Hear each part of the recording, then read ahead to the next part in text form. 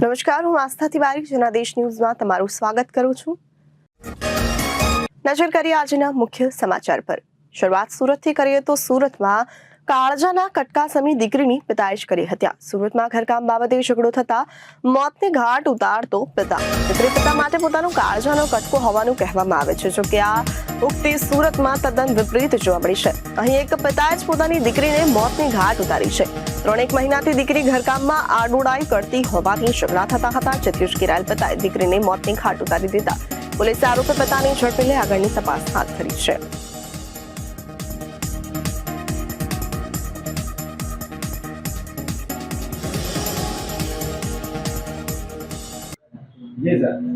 ગત તારીખ 28/11/2024 કલાક 1 થી 2 વાગ્યાના સુમારે સુમન મંગલ આવાસ ભરી માતા ચોક બજાર પોલીસ સ્ટેશન વિસ્તારમાં બાપ દીકરી વચ્ચે ઘરકામ બાબતે બોલાચાલી થતા જેના બાપે પોતાની દીકરીને કુકર વડે માથા અને મુખ ઉપર ગંભીર ઈજા કરતા સ્મીર હોસ્પિટલમાં પોતાની માતા ગીતાબેન મુકેશભાઈ પરમાર કે જેઓ સ્મીર હોસ્પિટલમાં આશરે 2 થી 3 વાગ્યાના સુમારે હોસ્પિટલમાં એડમિટ કરેલ।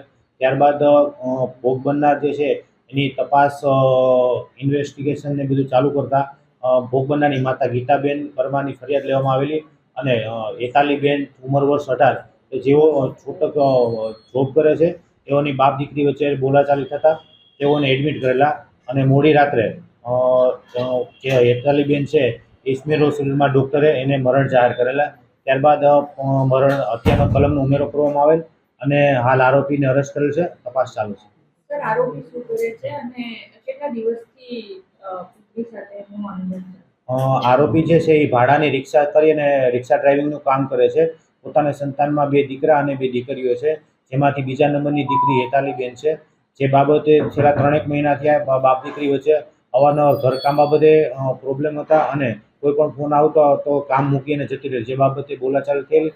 જેમાં ગઈકાલે ઉશ્કેરાઈ અને પિતાએ પોતાની દીકરીને કુકરના 10 થી 12 ઘા મારી અને હોસ્પિટલમાં એડમિટ કરતા મરણ જાહેર કર્યું। ડિજિટલ અરેસ્ટ કરી અમદાવાદના વેપારી પાસેથી 1 કરોડ 15 લાખની છેતરપિંડી કરવામાં આવી છે। ગુનામાં સાયબર ક્રાઇમે અગાઉ 3 આરોપીઓની ધરપકડ કરી છે, જે ગુનામાં વધુ 5 આરોપી ઝડપાયા છે, જેમાં યસ બેંકની ડીસા બ્રાન્ચના deputy manager Mavji Patel, assistant manager Deepak Soni અને જતીન ચોખાવાલાની પણ ધરપકડ કરાઈ છે।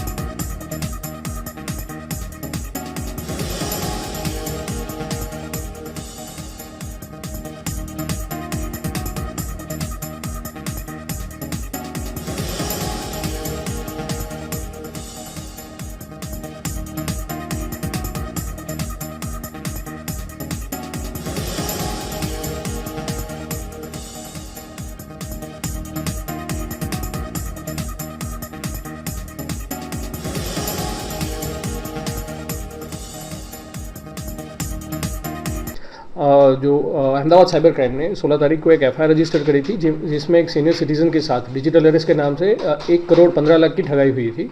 इस केस में पहले हमने 3 लोगों की अरेस्ट करी थी और उसमें जो 1 करोड़ 15 लाख रुपए है वो पूरे एक बालाजी एंटरप्राइज नाम के अकाउंट में ट्रांसफ़र हुए थे। तो उनके अकाउंट होल्डर सहित इस गैंग के 2 लोगों की हमने पहले अरेस्ट करी थी। इसी केस के कंटिन्यूएशन में हमारे पीआई वी आर डांगर और उनके पीएसआई मुनाफ सैयद, इनकी टीम ने और 5 आरोपी की धरपकड़ अरेस्ट करी है, जिसके नाम है मिस्टर मावजी पटेल, एक है जिगर दीपक सोनी, जीतन चोखावाला, जतिन जोशी और एक है अनिल कुमार। ये 5 लोगों की धरपकड़ की है, जिसमें जो जिगर जोशी है उसके एचडीएफसी अकाउंट में ये फ्रॉड की रकम से 75 लाख का ट्रांजैक्शन हुआ था और 9 लाख उसने चेक से विड्रॉ किया था।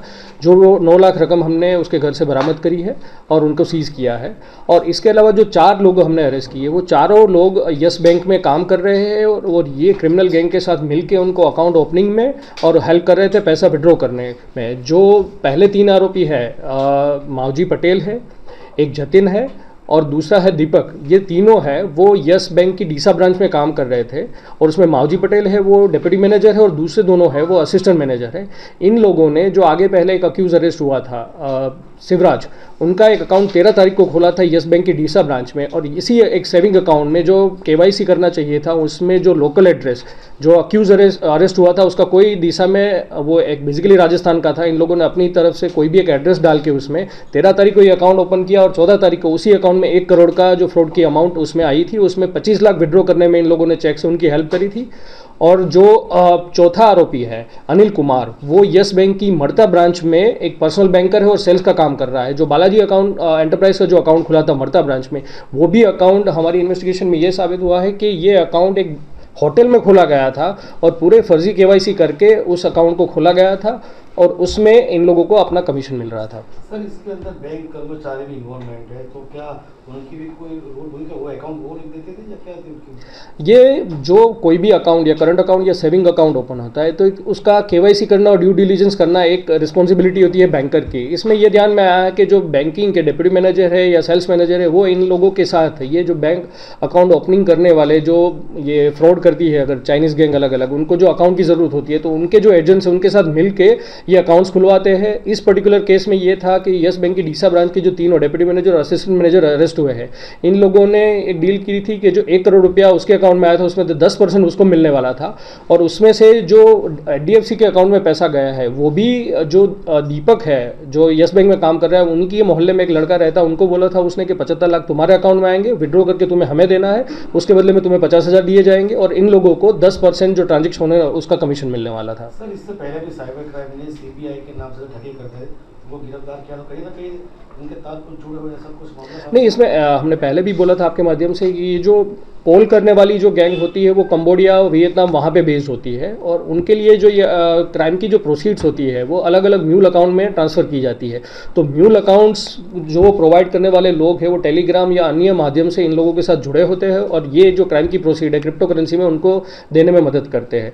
तो ये जो आप बोल रहे हैं लिंकेजेस, गैंग वहाँ पर काफ़ी सारी ऑपरेट कर रही है, तो जो पहले गैंग थी उनके साथ डायरेक्ट लिंकेजेस हमें अभी नहीं मिली है इसमें। और सर, इसमें जागरूकता बढ़े उसके लिए आप क्या अपील करेंगे लोगों से कि लोगों को कैसे जागरूक रखें? हमने पहले भी बोला था अपने माध्यम से, डिजिटल अरेस्ट जैसी कोई चीज़ नहीं होती। माननीय प्राइम मिनिस्टर ने जो बोला था कि ऐसे कोई भी अगर आपको कॉल रिसीव करते हैं तो स्टॉप, थिंक और एक्शन जो प्लान बताया गया था कि आप पहले स्टॉप हुई, ऐसी कोई भी डिजिटल अरेस्ट जैसी चीज़ नहीं होती। अगर कोई भी पुलिस के नाम से आपको धमका रहा है तो आपका पुलिस स्टेशन का कांटेक्ट करिए, या तो पहले आपका नज़दीकी कोई भी आदमी है फैमिली में उससे सर डिस्कस करिए, कोई भी पैसा इनको ट्रांसफ़र ना करिए। आजकल हमारे ध्यान में ये भी आया है, काफ़ी 2-3 केसेस ऐसे भी आए हैं जिसमें ये जो डिजिटल अरेस्ट करने वाली गैंग्स होती है वो पुलिस बन के लोगों को ये बोलती है आप घर छोड़ के, अगर कोई वहाँ पे घर में कोई आदमी हो उनका या रिलेटिव हो तो उनको होटल में जाने के लिए बोलते हैं, और होटल में उनका सिम कार्ड निकलवा के वाईफाई से कनेक्ट करवाने के बाद में फिर डिजिटल अरेस्ट की कार्यवाही होटल में करते हैं। ऐसे भी केसेस आ रहे। तो मेरी एक नम्र अपील है काफ़ी लोगों से कि ऐसा कोई भी करे तो प्लीज़ ऐसी कोई होटल में ना जाइए, या तो आप नज़दीकी पुलिस स्टेशन या साइबर क्राइम पुलिस स्टेशन का विजिट करें। और दूसरी एडवाइस मैं ये देना चाहता हूँ कि ये जो क्राइम की प्रोसीड है वो अलग अलग म्यूल अकाउंट में दी जाती है। आजकल काफ़ी यूथ है जो ओवरनाइट पैसा कमाने के चक्कर में अपने अकाउंट प्रोवाइड कर रहे हैं। ये लोग जो गैंग्स होती है जनरली यूथ को ये बोलती है कि गेमिंग का पैसा आ रहा है उसमें, या तो कोई टैक्स बचाने के लिए पैसा आ रहा है, तो आप ऐसी कोई भी लालच में ना आए और अपना अकाउंट किसी को भी ना प्रोवाइड करें। अगर ऐसे कोई भी लोग आपको अप्रोच कर रहे हैं तो प्लीज़ पुलिस को जान करें कि ऐसे लोग यहाँ पे ऐसे ऑपरेट कर रहे हैं।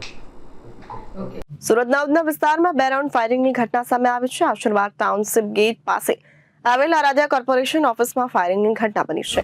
એક ગોળી પોલીસ દ્વારા જ કબજે કરવામાં આવી છે। બીજી ગોળી શોધવા માટે પોલીસે ઓફિસના આજુબાજુ તપાસ પણ શરૂ કરી છે અને બાઇક પર 2 લોકો આવ્યા હતા। ઉધના પોલીસનો કાફલો પણ ઘટના સ્થળ પર પહોંચ્યો હતો। આ તો સીસીટીવીના આધારે પોલીસે આરોપીને શોધવા માટેની તપાસ શરૂ કરી છે। ઓફિસના કાચ પર પણ નિશાન જોવા મળ્યા હતા।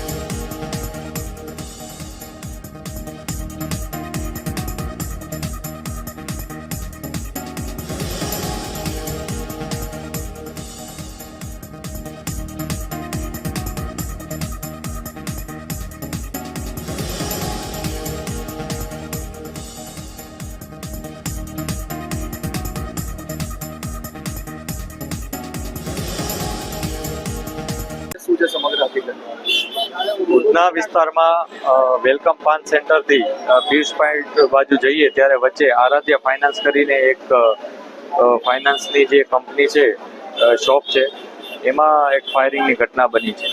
આ ઘટનામાં જે પ્રાથમિક વિગત છે એ મુજબ એક બાઇક ઉપર 2 જણાએ આવી અને આ ફાયર કર્યા હોવાનું માહિતી છે। અત્યાર સુધી પોલીસને 1 બુલેટ મળી છે।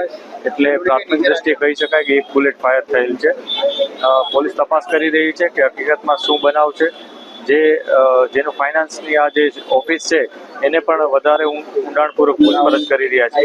અત્યારે એની પાસે કોઈ એવી સ્પષ્ટ વિગત નથી કે એને કોઈ સાથે અણબનાવ કે કોઈ દુશ્મની હોય કે એવું કાંઈ, પરંતુ વધુ અમે ઊંડાણપૂર્વક પૂછપરછ કરી રહ્યા છીએ. આ ઉપરાંત આસપાસના લોકોને પણ પૂછી રહ્યા છીએ જે લોકોએ નજરે આ બનાવ જોયો છે અથવા આસપાસના જે ટેકનિકલી ઇન્ફોર્મેશન અમને મળી શકે એ પણ અમે તપાસ કરી રહ્યા છીએ. આ સાથે સાથે સમગ્ર શહેરમાં અમે નાકાબંધી અને વ્હીકલ ચેકિંગ ઓલરેડી અમારું ચાલુ જ હતું, તો એને વધુ એલર્ટ કરી દીધા છે અને લોકોને ઇન્ફોર્મેશન પણ અમે પોલીસને આપી દીધી છે કે કયા પ્રકારના લોકો અહીંયા આવ્યા હતા અને તમામ વિગતો પર અમે તપાસ કરી અને જલ્દીમાં જલ્દી આરોપી પકડાય એ પ્રકારના પ્રયાસો અત્યારે ચાલુ છે. ઓકે, મારું નામ છે રાહુલ પવાર અને મારા મોટા ભાઈ છે દીપક પવાર અને એમનું કામ છે આરાધ્યા કોર્પોરેશનનું. એમની ઓફિસ છે અહીંયા અને સ્પેન્ડર ગાડી અહીંયા આવી હતી. સ્પેન્ડર ગાડી આવીને 2 શખ્સ હતા. હવે 2 શખ્સ હતા એમાંથી બંદૂકોએ બહાર કાઢી અને બંદૂકમાં ગોળી લાગી. એક બેન છે લેડીઝ છે એ જોઈ ગયા અને ફાયરિંગ કર્યું. બહાર નીકળ્યા પછી લેડીઝ અમને કીધું કે ભાઈ આવી રીતે કોઈ આવેલું હતું અને બંદૂક કાઢીને સામે ગોળી મારી. ગોળી ઝાડ પર વાગી છે. ઝાડ પરથી વાગીને અંદર દરવાજા કાચ મારી ક્રોસ અને અંદર ગોળી ગઈ છે. એ તો કયું કારણ છે હવે અમને તો કઈ ખબર નથી. હવે પોલીસ જાણ કરશે, જો આરોપી પકડાશે તો એમને પૂછવામાં આવશે કે ભાઈ કયા કારણથી ગોળી ચલાવવામાં આવી છે. મારા ભાઈનું નામ છે દીપક પવાર. જૂની અદાવત તો હવે ખબર નથી પડતી, પણ હવે ખબર નથી. હવે પોલીસ વાળા પકડે તો ખબર પડે કે ભાઈ કઈ અદાવત છે કઈ નથી અદાવત. સુરતમાં ડિજિટલ અરેસ્ટનો મોટો કેસ સુરતમાં સામે આવ્યો છે. 90 વર્ષના સિનિયરને ડિજિટલ અરેસ્ટ કરી 1.15 પડાવાયા હતા. સીબીઆઈ, ઈડી, મુંબઈ પોલીસ અને સુપ્રીમ કોર્ટને ધમકી આપતા હતા. સુરત સાયબર પોલીસે 5 આરોપીઓની પણ ધરપકડ કરી છે. અલગ અલગ 14 રાજ્યોમાં 28 ગુન્હા નોંધાયા છે. પોલીસે 28 mobile, sim card, 9 mobile, 46 debit card, 23 chequebook, 9,50,000 રોકડા, 4 લાખ કિંમતની કાર કબજે કરી છે.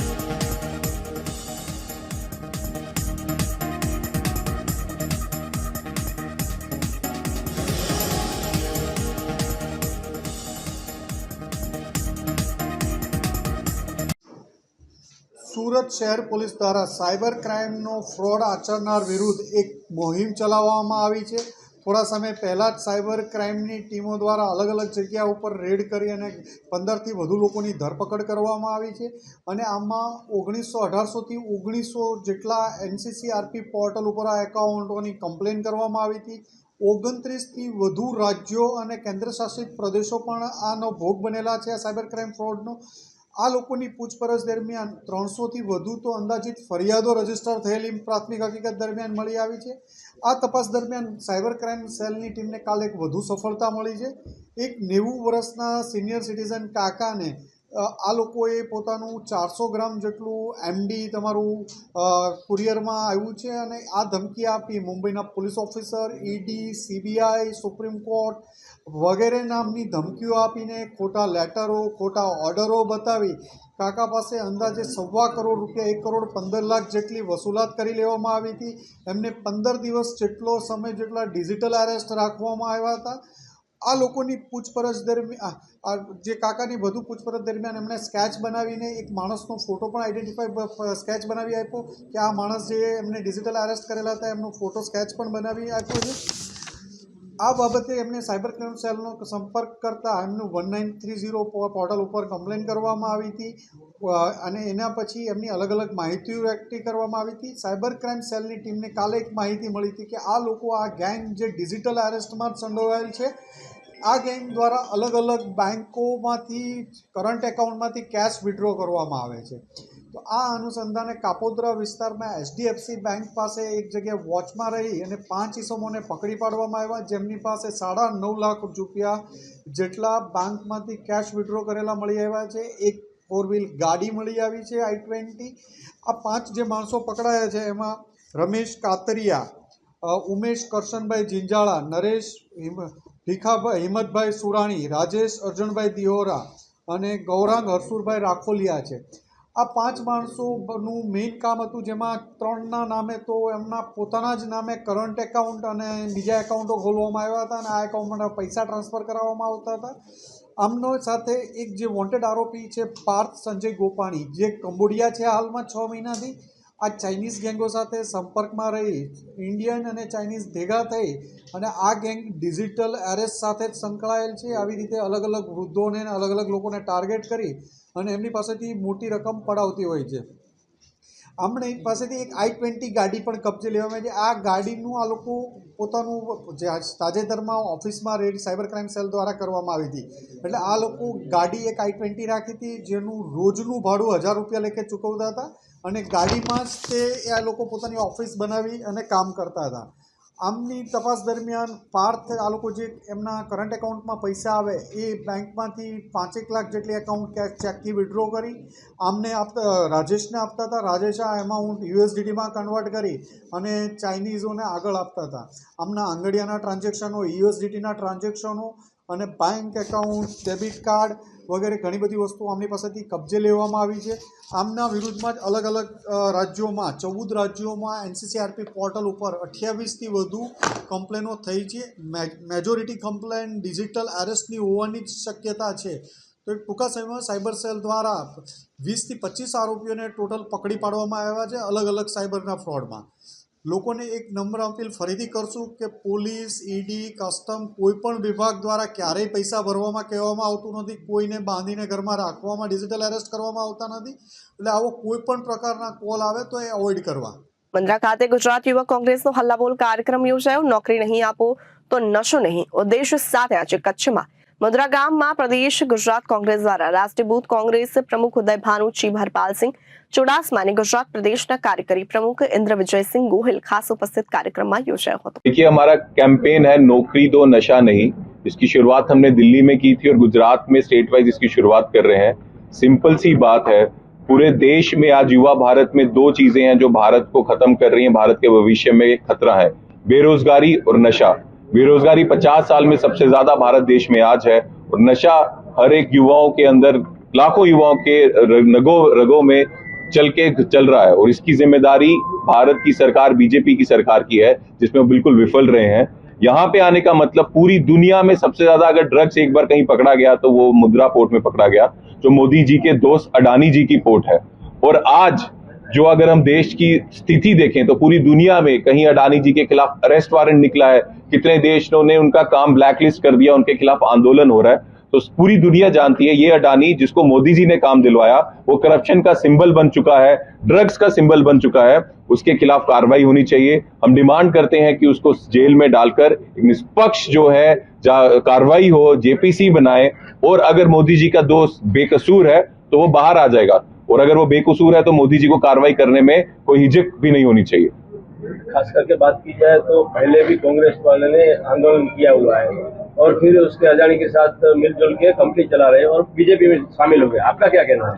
देखिए, हमारा सिंपल है, अडानी को जेल होनी चाहिए। हमारे नेता राहुल जी का साफ है कि जो देश की छवि को खराब कर रहा है, भारत माता की छवि जो खराब हो रही है, उसको जेल में डालना चाहिए और खिलाफ कार्रवाई होनी चाहिए। आज अगर गुजरात की बात ही करें, जिसको ड्राई स्टेट कहते हैं, वो ड्रग्स का स्टेट बन चुका है, तो कार्रवाई क्यों नहीं होनी चाहिए? क्योंकि सिर्फ वो मोदी जी का दोस्त है, अडानी जी जो है अमित शाह के दोस्त हैं, वैसा नहीं चलेगा।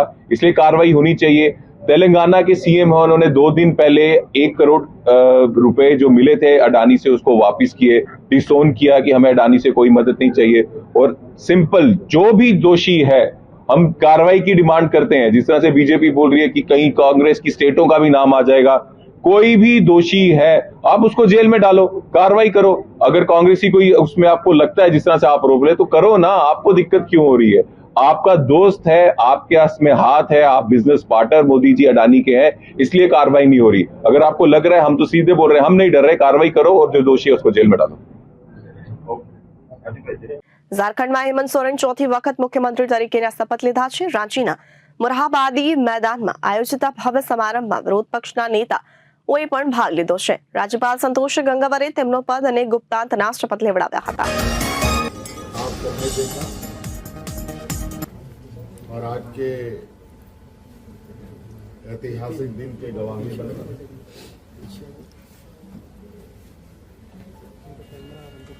आज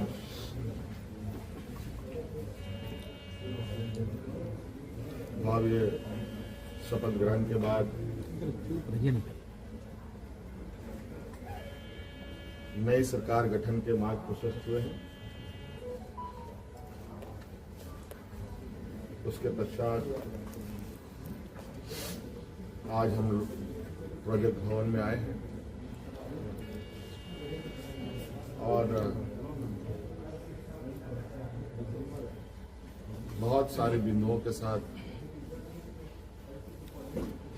पदाधिकारियों को निर्देश भी दिया गया। उनमें से कुछ महत्वपूर्ण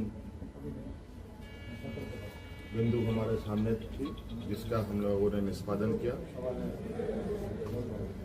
आप सब लोगों ने देखा और आप सब लोगों को मालूम है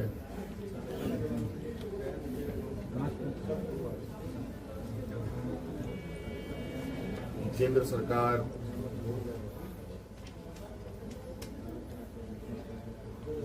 देश की रक्षा हेतु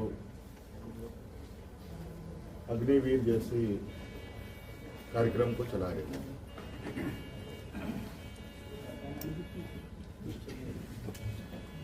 उस विषय को लेकर कई सवाल हैं नौजवानों के भविष्य को लेकर, और आपको मैं बताना चाहूंगा कि राज्य सरकार ने,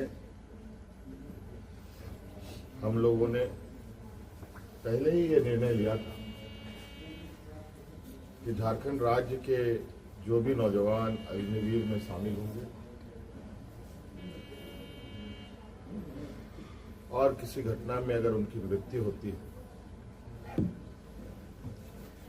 तो उनके पूरे परिवारों के साथ, परिवारजनों के साथ राज्य सरकार खड़ी रहेगी और राज्य पुलिस कर्मियों को जो राज्य की किसी घटना में मृत्यु होने पर जो सहायता सहयोग सरकार देती है, वही सहयोग अग्निवीर के परिजनों को भी दे होगा। आपको मालूम है कि अभी कुछ दिन पहले ही असम के सीमावर्ती क्षेत्र में उग्रवादी घटना में 21 या 22 तारीख का दिन है, जहां झारखंड का एक नौजवान चंदन क्यारी, बोकारो जिले का एक क्षेत्र है, वहाँ का एक नौजवान अर्जुन महतो जो वीर गति को प्राप्त हुआ, उनको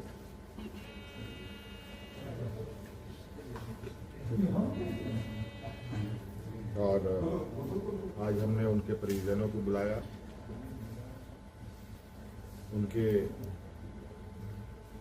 भाई को हम लोगों ने एक नियुक्ति पत्र दिया और 10 लाख रुपए अनुदान भी उन्हें उपलब्ध कराया गया और उनके भाई बलराम महतो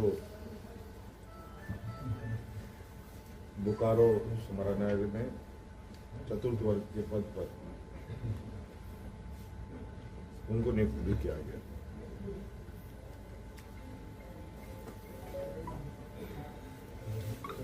लगभग मुझे लगता है इस घटना को हुए हफ्ता दिन हुआ होगा और हमारी कोशिश थी कि अविलंब उनको ये सहायता उपलब्ध कराया जाए, क्योंकि आप सबको मालूम है कि राज्य में आचार संहिता लागू था, सरकार गठन की प्रक्रिया चल रही थी और सरकार गठन होने के पहला कदम हम लोगों ने उस पीड़ित परिवार के साथ खड़ा होने का अपना संकल्प पूरा किया। इसके अलावा आज सभी विधायकों को 81 विधानसभा में जो चुने गए सदस्यों को शपथ ग्रहण हेतु प्रोटेम स्पीकर के रूप में प्रोफेसर स्टीफन मरांडी जी को चुना गया और ये भी निर्णय लिया गया कि आगामी 9 से 12 तारीख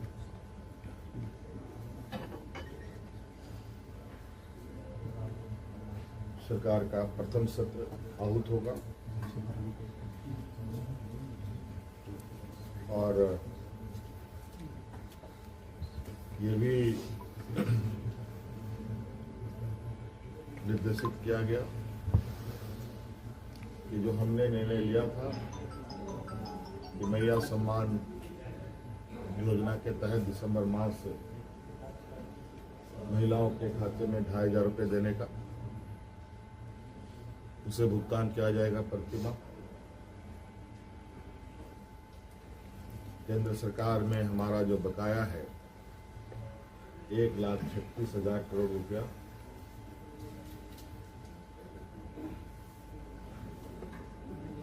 जो केंद्रीय सरकारी उपक्रमों पर है, उसकी वसूली के लिए कानूनी कार्रवाई प्रारंभ की जाएगी।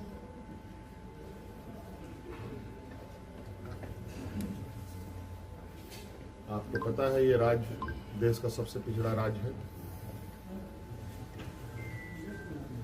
यहाँ पर सामाजिक सुरक्षा, सोशल सिक्योरिटी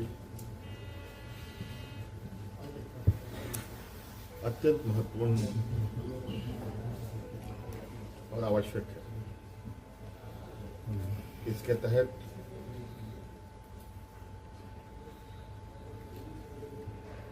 राज्य के गरीब गुरबा लोगों को उनकी आर्थिक स्वावलंबी कैसे बने और इसको लेकर सरकार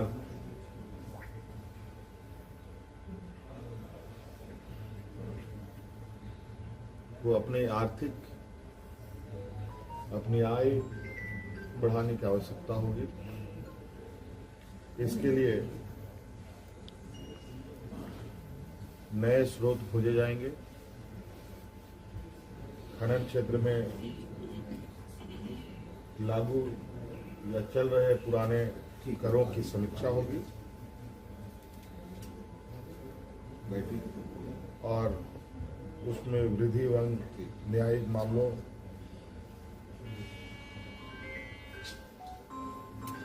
जो लंबित है उन सबको त्वरित गति से खत्म किया जाएगा।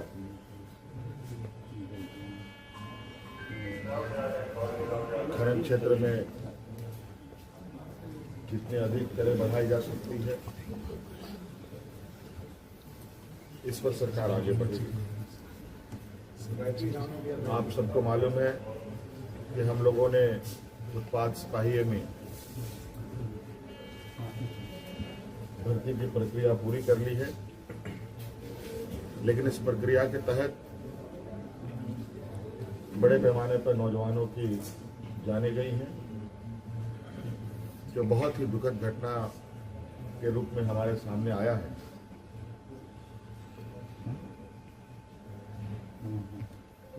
क्योंकि भविष्य में भी बड़े पैमाने पर पुलिस की बहाली होनी है, इसलिए अविलंब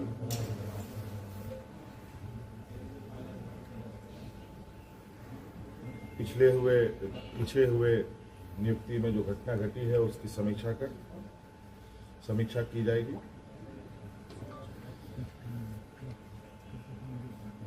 राज्य में सभी पदों पर नियुक्ति के लिए जेपीएससी और जेएसएससी तथा अन्य प्राधिकार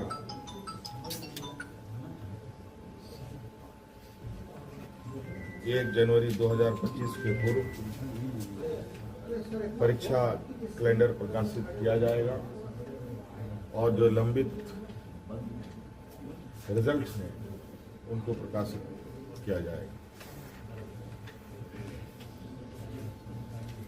साथ साथ में ये भी निर्णय लिया गया असम में जो वहां के चाय बागान में बरसों बरस से यहाँ के मूल वासियों को ले जाया जा करके जो वहाँ बसे हैं, जो विशेषकर जनजातीय समूह जो झारखंड मूल के हैं, उनकी दशा एवं उनके भविष्य में दिए जाने वाले सुविधा का अध्ययन के लिए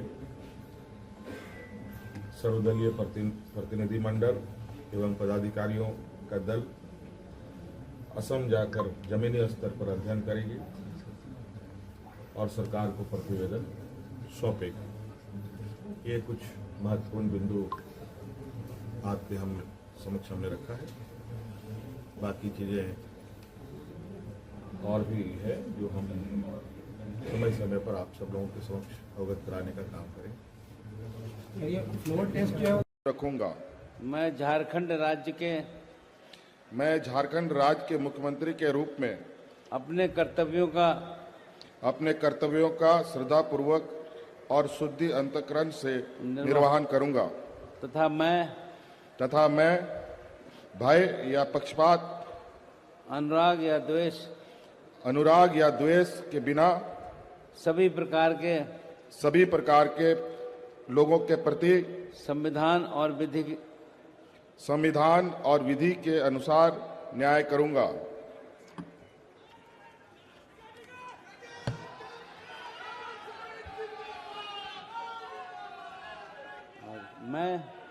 मैं अपना नाम हेमंत सोरेन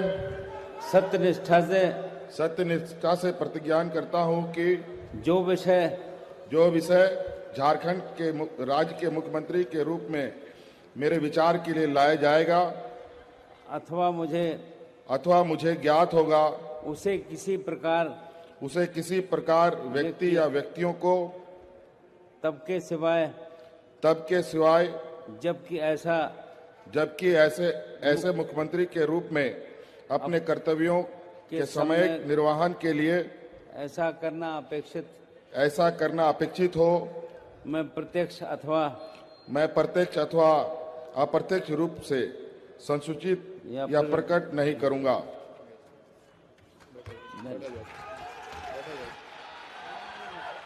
ક્રશરમાંથી ગોળ કેવી રીતે તૈયાર થાય છે શું તમને ખબર છે?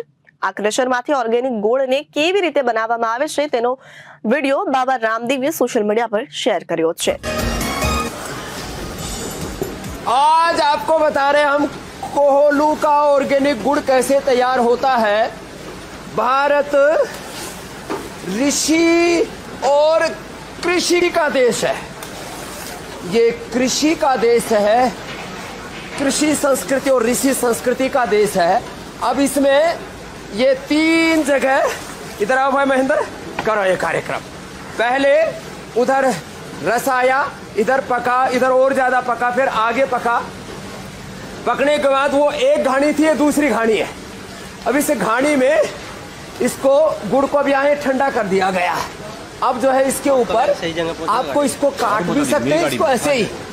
और इसमें यदि माल मसाला डालना है तो देखो हमने क्या किया, हमने और ज्यादा इसको पौष्टिक बनाने के लिए इसमें ये डाल दिया, ये डाल दिया इसके अंदर मूंगफली को आगे भाई इसको फैला दो।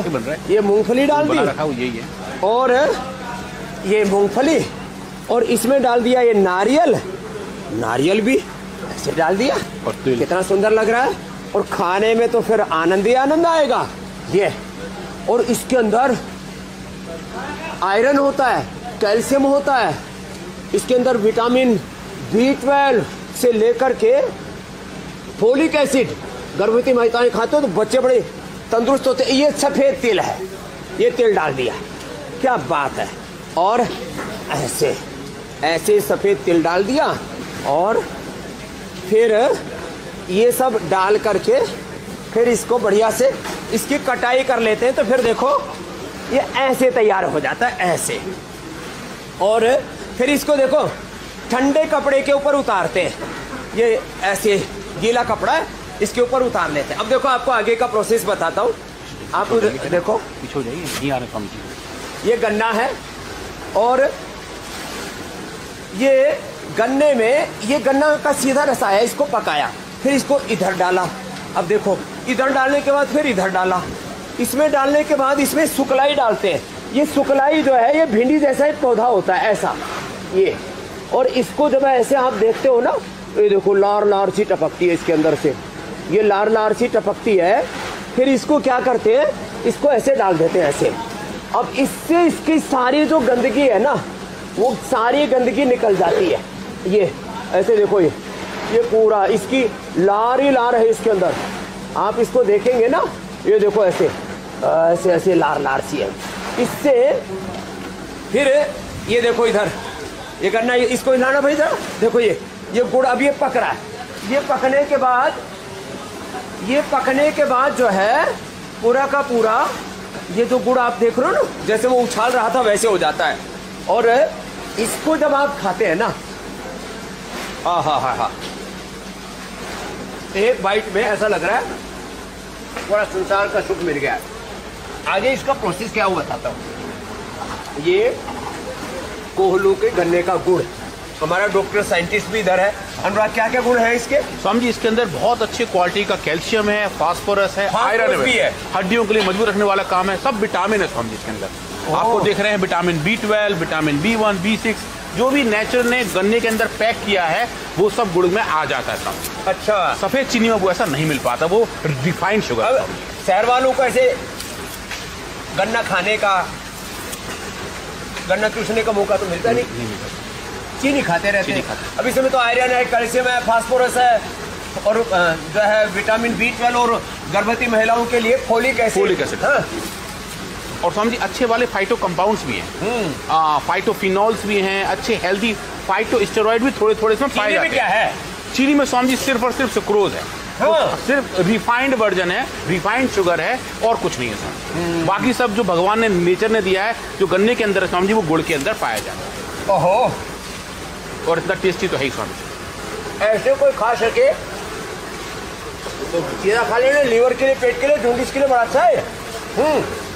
और स्वामी जी एक्सरसाइज भी, दांतों की एक्सरसाइज, बत्तीसी की बत्तीसी अच्छी रहेगी 100 साल तक। देखो ये गन्ने का रस निकल रहा है यहाँ, ये देख रहे हैं आप, ये रस निकल रहा है। ये रस निकल करके इसको पका करके कैसे हमारे पूर्वजों ने निजात किया होगा। फिर देखो ये गजब की है, और ये बड़ी रेवड़ी कड़क है, बहुत क्रंची है स्वामी जी, और बहुत टेस्टी है, बड़ी क्रंची। और देखो ये कोहलू पहले शायद हाथ से करते थे, बड़ी सावधानी से जाना पड़ेगा। देखो यहाँ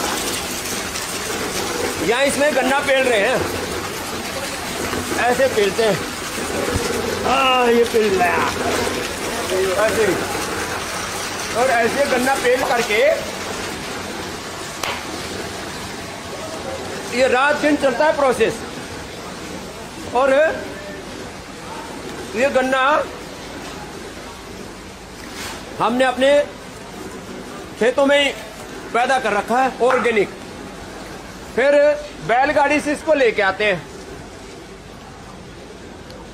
ये भारत की ग्रामीण अर्थव्यवस्था की धुरी थी गौ माता और नंदी भगवान। जो धूर्त चंडाल किस्म के लोग जो गौ माता को गाली देते हैं और कहते गाय तुम्हारी माता है और सांड तुम्हारा बाप है। अरे ये हमारा तो नंदी भगवान है, और ये हमारा देखो मुसलमान भाई है यूनिस, ये भी जो है इससे इसका भी जीवन गुजारा हो रहा है। और देखो मैं बैलगाड़ी तो मैंने खूब चलाई, वे बैलगाड़ी, ऊंट गाड़ी, बैल का हल जोता है, सब कुछ किया है। और ये देखो ये बड़ा जोरदार मामला है भाई। अब तो हाँ, अब ये जो है उधर देखो कितना जबरदस्त है। इसमें से फिर शहद वो भी आपको देते हैं, ऑर्गेनिक शहद, ये भी हमने किया हुआ है। और देखो भाई डिफेंडर चलाते आपने मुझे कई बार देखा होगा, लेकिन आज हमारी ये डिफेंडर ये है जो हमारे नंदी भगवान है ना। चलो भाई, आज हमने आपको, चलो भाई चल चल चलो चलो चलो चलो चलो चलो। हाँ, तो ये बैलगाड़ी, ये हमारी भारतीय संस्कृति का पूरा दर्शन आपको करा दिया, प्रकृति का भी दर्शन करा दिया। चारों ओर जो है इधर देखो आंवला है, और जो इससे फिर जो गन्ने का रस निकालने के बाद जो खोई बच जाती है ना, चलो भाई रुक जाओ, खोई बच जाती है उसको ऐसे सुखा देते हैं, फिर इसी से झोंका देते हैं, और इसमें ये माताएं बहनें पैरों से इसको सुखा रही है। देखो इन सबको भी काम मिला हुआ है यहाँ पर। राम राम जी तुम्हारे पास आ रहे हैं अभी उधर ही। ऐसे कितने लोगों को इससे जीवन मिलता है, और ये हमारी भारत की पूरी प्रकृति और संस्कृति का दर्शन कराया। देखो ये सब कार्यक्रम एक साथ चल रहा है यहाँ पर, तो ये सारा एंड यूज इसका कितना अच्छा हो रहा है। राम राम जी नमस्ते।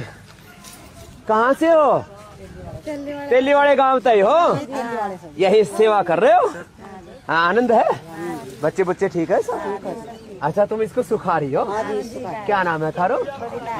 बबीता, और थारो? सोना। राम राम। थारो? शशि। तो बढ़िया, एक तो ये सारा काम चल रहा है यहाँ देखो। तो आज आपको हमने दर्शन करा दिया कोहलू का गुड़ कैसे बनता है, और इसके साथ कृषि और ऋषि संस्कृति का एक छोटा सा दर्शन कराया। ग्रामीण भारत की समृद्धि, माने भारत भी समृद्ध हो और इंडिया भी समृद्ध हो, तब जाकर के भारत सुपर पावर परम वैभवशाली जगत गुरु बनेगा। हर दिन आपको ऐसे नए नए आयामों से जोड़ते रहेंगे मेरे साथ। 9 बजे आप फेसबुक लाइव पर जुड़िए, और भी लाखों लोगों को, करोड़ों लोगों को जोड़िए, इसके शेयर कीजिए, कमेंट कीजिए, और इस अभियान को जन जन तक पहुंचाइए, क्योंकि हमारा अभियान है योग का, आयुर्वेद का, स्वदेशी से स्वावलंबी आत्मनिर्भर भारत का। बोल भारत माता की जय। દિલ્હીની આમ આદમી પાર્ટીની સરકાર રાજધાનીમાં બગડતી કાયદો અને વ્યવસ્થાની સ્થિતિ પર કેન્દ્ર સરકારને ઘેરી રહી છે। પ્રશાંત વિહાર વિસ્ફોટ બાદ આપ સતત કેન્દ્ર પર પ્રહાર કરી રહી છે। દિલ્હીના મુખ્યમંત્રી આતિશી, પૂર્વ મુખ્યમંત્રી અરવિંદ કેજરીવાલથી લઈ આપના ઘણા નેતાઓ દિલ્હીમાં વધી રહેલ ગુનાખોરીને રોકવા માટે કેન્દ્રની જ જવાબદાર ઠેરવી રહ્યા છે। दिल्ली की कानून व्यवस्था पे जवाब दो, जवाब दो, जवाब दो। हत्याओं पे जवाब दो, जवाब दो, जवाब दो। गैंगवार पे जवाब दो, जवाब दो, जवाब दो। बलात्कार पे जवाब दो, जवाब दो, जवाब दो। बेटियों की सुरक्षा पे जवाब दो, जवाब दो, जवाब दो। अरे प्रधानमंत्री सदन में आओ, सदन में आओ, सदन में आओ। प्रधानमंत्री सदन में आओ, सदन में आओ। जवाब दो, जवाब दो। बेरोजगारी में जवाब दो, जवाब। गैंग वॉर, गैंग रेप, और 1990 में जो हालात 90 के दशक में मुंबई में होते थे माफियाओं के राज के, वो स्थिति देश की राजधानी में बन चुकी है। देश की राजधानी अपराधों की राजधानी बन गई है, और इसलिए मैंने आज 267 का नोटिस दिया है कि सदन में आके गृह मंत्री दिल्ली की कानून व्यवस्था पर जवाब दें। यहाँ राष्ट्रपति रहते हैं, यहाँ पर प्रधानमंत्री रहते हैं, गृह मंत्री रहते हैं। गृह मंत्री के नाक के नीचे उनके घर के आसपास के कई किलोमीटर के अंदर, 10 किलोमीटर के अंदर रोज हत्या हो रही है, बलात्कार की घटनाएं हो रही हैं। दिल्ली को बर्बाद कर दिया इन्होंने। तो बेटियों को पढ़ाने की जिम्मेदारी आम आदमी पार्टी की सरकार की थी, केजरीवाल जी की थी। बेटियों को पढ़ाने का काम हमने किया, और बेटियों को बचाने की जिम्मेदारी केंद्र सरकार और मोदी सरकार की है, अमित शाह की है। वो उस पर जवाब भी नहीं देना चाहते। दिल्ली की सुरक्षा का क्या होगा? देश की राजधानी अगर सुरक्षित नहीं है तो देश कैसे सुरक्षित रहेगा? तो ये सारे मसले को लेकर आज हम लोगों ने प्रोटेस्ट किया। इसमें हमारे साथ टीएमसी के सांसद भी शामिल हुए, और आगे इस आंदोलन को हम लोग और बड़ा करेंगे, दूसरे राजनीतिक दलों को भी इसमें शामिल करेंगे, और सदन के अंदर इस पर चर्चा की मांग करेंगे। संजय जी, एक सवाल आप लोग अडानी को लेकर અરવિંદ કેજરીવાલના માર્ગદર્શન હેઠળ આજે દિલ્હીમાં કેબિનેટ અટવાયેલી દિલ્હી ઇલેક્ટ્રિક વ્હીકલ પોલિસીને ફરીથી શરૂ કરવાનો નિર્ણય લેવામાં આવ્યો છે। વર્ષ 2019-20 સુધી દિલ્હીમાં નોંધાયેલ વાહનોમાંથી ફક્ત 4% ઇલેક્ટ્રિક વાહનો હતા, પરંતુ આ પ્રગતિશીલ નીતિ પછી આજે દેશની સંખ્યા 12% છે અને તે દેશમાં સૌથી વધુ સંખ્યા છે। मुझे ये बताते हुए खुशी है कि आज दिल्ली सरकार की कैबिनेट की मीटिंग हुई जिसमें ऐसे कई महत्वपूर्ण फैसले लिए गए जो दिल्ली के लोगों के हित में हैं और दिल्ली के लोगों के जो रुके हुए काम हैं उनको फिर से शुरू करने के लिए हैं। सबसे पहला महत्वपूर्ण फैसला दिल्ली की इलेक्ट्रिक व्हीकल पॉलिसी को फिर से शुरू करने का है।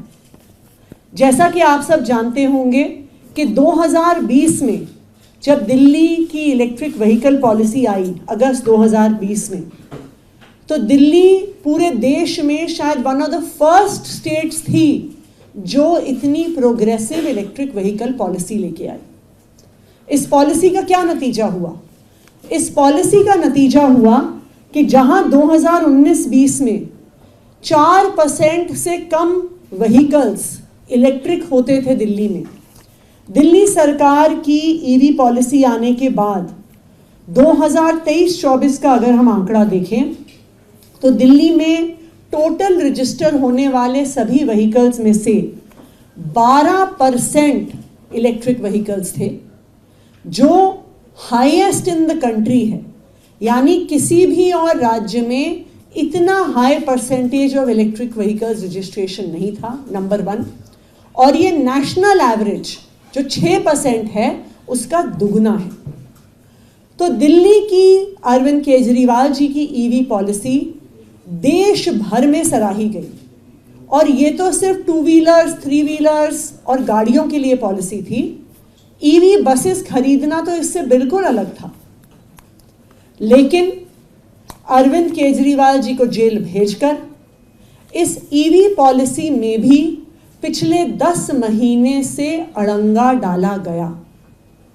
पिछले 10 महीने से जो भी कोई ईवी व्हीकल खरीद रहा है उसको उस पे सब्सिडी नहीं मिल रही है। जो भी कोई इलेक्ट्रिक व्हीकल खरीद रहा है उसको उस पर रोड टैक्स एग्जेम्पशन नहीं मिल रहा है। क्यों? क्योंकि ये पार्टियां जो खुद इतनी बढ़िया ईवी पॉलिसी नहीं ला पाई, अरविंद केजरीवाल की ईवी पॉलिसी रोकना चाह रही थी। लेकिन मुझे खुशी है इस बात की कि आज फिर से दिल्ली सरकार के कैबिनेट ने ईवी पॉलिसी स्टार्ट करने का निर्णय लिया है। तो अगर कोई भी ऐसा व्यक्ति है जिसने 1 जनवरी 2024 के बाद इलेक्ट्रिक व्हीकल खरीदे हैं तो उनको जो सब्सिडी उस समय नहीं भी मिली थी, अब वो सब्सिडी हर उस 2 व्हीलर 3 व्हीलर के ओनर को दी जाएगी। दूसरी बात, जो भी अब इलेक्ट्रिक व्हीकल्स खरीदेगा, चाहे वो 2 व्हीलर हो 3 व्हीलर हो गाड़ी हो, उनको फिर से रोड टैक्स का एग्जेम्पशन दिया जाएगा। ईवी पॉलिसी को 30 मार्च 2024 तक एक्सटेंड किया गया है और मैं सभी दिल्ली वालों से ये आग्रह करना चाहूँगी कि जितने ज़्यादा से ज़्यादा लोग इलेक्ट्रिक व्हीकल्स खरीदेंगे उतना ज़्यादा से ज़्यादा दिल्ली शहर प्रदूषण से लड़ पाएगा। दिल्ली सरकार प्रदूषण के खिलाफ इस युद्ध में प्रतिबद्ध है और ईवी पॉलिसी इसका एक बहुत महत्वपूर्ण हिस्सा है। प्रशांत विहार में अभी एक संदिग्ध हालत में धमाका हुआ है। लो इंटेंसिटी का ये ब्लास्ट बताया जा रहा है। लगभग 11:45 की घटना है। जहां पर प्रशांत विहार में ब्लास्ट हुआ है उससे ही 2 गली दूर आई थिंक 1 महीने पहले सीआरपीएफ स्कूल के बगल में ऐसा ही एक ब्लास्ट हुआ था। दिल्ली शहर में पिछले 1-1.5 महीने में ये दूसरी ब्लास्ट की घटना है। दिल्ली में लगातार चाहे एक्सटॉर्शन हो, चाहे गोलियां चलना हो, चाहे मर्डर हो, रोज रोज ऐसी घटनाएं सामने आ रही हैं। आज के ही पेपर में आया कि पंचशील एन्क्लेव में किसी बुजुर्ग को चाकू मार के ख़त्म कर दिया गया। कुछ दिन पहले मैं खुद सुंदर नगरी के इलाके में गई थी जहाँ पे एक युवा को चाकू घोप घोप के ख़त्म कर दिया। राजौरी गार्डन के बर्गर किंग के अंदर गोलियां चल गई, नांगलोई के एक शोरूम के बाहर गोलियां चल गई। ये breakdown of law and order जो दिल्ली में हो रहा है, इसके लिए देश के गृह मंत्री अमित शाह जी और उनकी पार्टी भारतीय जनता पार्टी जिम्मेदार है। दिल्ली में भारतीय जनता पार्टी की केंद्र सरकार के पास सिर्फ एक जिम्मेदारी है कि दिल्ली में कानून व्यवस्था को बनाए रखें। बाकी सारी जिम्मेदारी, बिजली, पानी, स्कूल, अस्पताल, सड़क, फ्लाईओवर, वो सब दिल्ली की चुनी हुई सरकार के पास है। भारतीय जनता पार्टी के पास एक काम है, अमित शाह जी के पास एक काम है, लेकिन उनके घर के ही 5 किलोमीटर, 10 किलोमीटर, 20 किलोमीटर की रेडियस में रोज एक्सटॉर्शन कॉल्स आ रही हैं, रोज गोलियां चल रही हैं और अब बॉम्ब ब्लास्ट होने लगे। आज दिल्ली 90s के अंडरवर्ल्ड वाले बंबई की तरह हो गया है, जिसके बारे में हम फिल्मों में देखते थे, सुना करते थे कि बिजनेसमैन को धमकियां आ रही हैं कि अगर पैसे नहीं दिए तो तुम्हारे बच्चे को किडनैप कर लूंगा।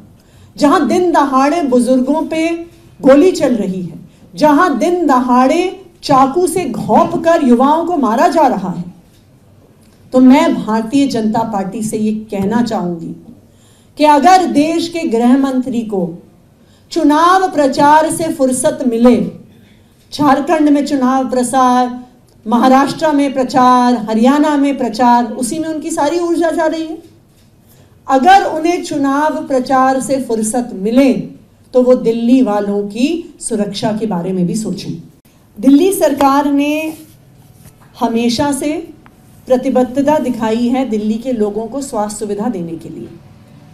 दिल्ली सरकार इन प्रिंसिपल आयुष्मान भारत लागू करने के लिए काफ़ी समय से तैयार भी है, लेकिन एक समस्या जो हम हाईकोर्ट के सामने रख भी रहे हैं, आज उसकी हियरिंग भी है, कि दिल्ली सरकार जो स्वास्थ्य सुविधा देती है और आयुष्मान भारत जो स्वास्थ्य सुविधा देती है, उसमें कुछ कॉन्ट्रडिक्शंस हैं। फॉर एग्जाम्पल, अगर आप दिल्ली सरकार के किसी भी हॉस्पिटल में जाइए, आपको सारा ट्रीटमेंट फ्री ऑफ कॉस्ट मिलता है। कंसल्टेशन फ्री होता है, दवाई फ्री होती है, pre surgical, post surgical, hospitalization, कमरा, खाना, सब कुछ फ्री होता है और हर पेशेंट के लिए फ्री होता है। आयुष्मान भारत में एक तो एक नंबर ऑफ कैटेगरीज हैं कि अगर आप एक रैग पिकर हैं, आप कॉबलर हैं, आपके 10-12 कैटेगरीज हैं जिसमें आप आयुष्मान भारत में आपको हेल्थ इंश्योरेंस मिलता है, नंबर 1। नंबर 2, उसमें बहुत सारी एक्सक्लूजन्स हैं। अगर मेरे घर में फ्रिज है तो मैं आयुष्मान भारत के तहत इंश्योरेंस नहीं ले सकती। अगर मेरे पास 2 व्हीलर, 3 व्हीलर या 4 व्हीलर है तो फिर मैं आयुष्मान भारत का फ़ायदा नहीं उठा सकती। अगर मेरे पास पक्का घर है तो मैं आयुष्मान भारत का फ़ायदा नहीं उठा सकती।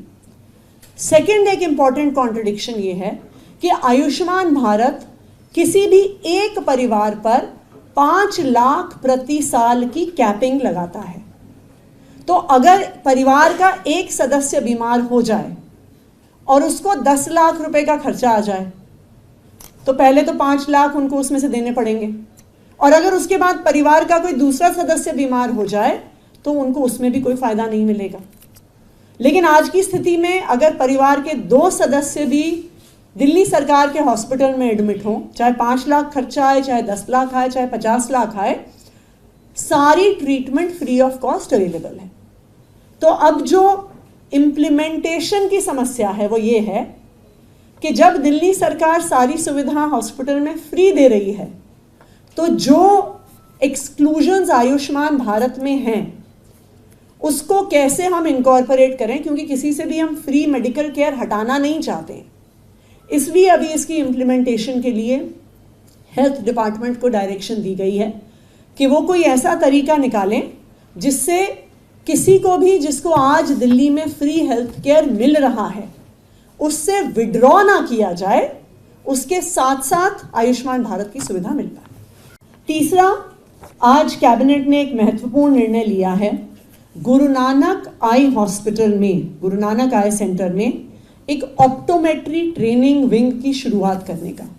जैसा आप जानते हैं, गुरु नानक आई हॉस्पिटल सिर्फ दिल्ली के नहीं, देश के प्रीमियर आई हॉस्पिटल्स में से एक है।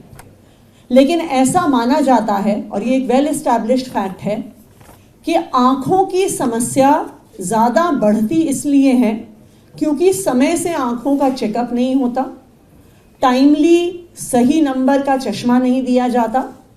अगर जो ऑप्टोमेट्रिस्ट का काम हो, जो आँखों को चेक करता है, चश्मा प्रिस्क्राइब करता है, अगर वो सही तरीके से होता है तो सीवियर आई डिसऑर्डर्स की संख्या बहुत कम हो जाएगी। दिल्ली सरकार हमेशा से दिल्ली के लोगों को अच्छी स्वास्थ्य सुविधा देने के लिए प्रतिबद्ध है और इसी के तहत आज ये एक optometry training wing Guru Nanak eye hospital में खोला जा रहा है, जहां पे 4 साल का बैचलर्स ऑफ ऑप्टोमेट्री प्रोग्राम शुरू किया जाएगा। ये दिल्ली सरकार का दूसरा ऐसा प्रोग्राम है। एक bachelor of optometry programme Delhi की Delhi skill and entrepreneurship university में ऑलरेडी चलता है और अब ये ऑप्टोमेट्री की बैचलर्स हमारे गुरु नानक आई सेंटर में भी चलाई जाएगी। जैसा मैंने कहा कि अरविंद केजरीवाल जी के मार्गदर्शन में दिल्ली सरकार लगातार दिल्ली के लोगों के लिए काम करती आई है, कर रही है, करती रहेगी और जो साजिश दिल्ली वालों के काम रोकने की हुई थी उस साजिश को हराकर अब फिर से अरविंद केजरीवाल जी के मार्गदर्शन में दिल्ली सरकार युद्ध स्तर पर अपना काम कर रही है। पटना बिहारना શિયાળુ વિધાનસભા સત્ર બિહાર વિધાન પરિષદ એલઓપીની બહાર વિરોધ કરતી વખતે રાબડી દેવી કહે છે કે જો બેરોજગાર તેમના કાર્યકાળમાં રોજગાર ન મળે તો સરકાર અને લોકોના મતનો શું અર્થ છે। કોન્સ્ટેબલની ભરતી પરીક્ષા પર આરજેડી નેતા અબ્દુલ બાર સિદ્દીકી પણ કહે છે કે સામાન્યકરણનો સુધારો ખોટો છે, અનામત રહેવી જ જોઈએ।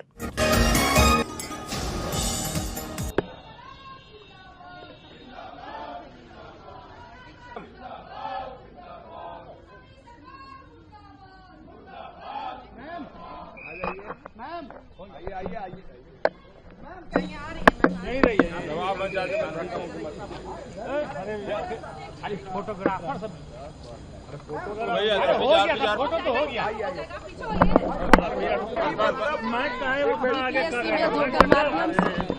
नौकरी मतलब तेजस्वी का आप लोगों ने आज प्रचार किया है बिहार में, क्या कहेंगे मैडम? नौकरी कौन दे रहा है? सरकार को रखना चाहिए ना, बहाल करना चाहिए, सरकार को बहाल करना चाहिए, रखना चाहिए। बेरोजगार लोग रोजगार नहीं मिलेगा तो क्या मिलेगा इस सरकार में? सरकार काहे ला बनती है? जनता वोट देता है, जनता वोट देता है तो मिलना चाहिए ना। आरक्षण का वो लागू करो, कोई बदलाव बर्दाश्त नहीं होगा। क्या चाह रही है? सिपाही भर्ती को लेकर भी आप लोगों ने कुछ कहा है, क्या कुछ मांगे हैं?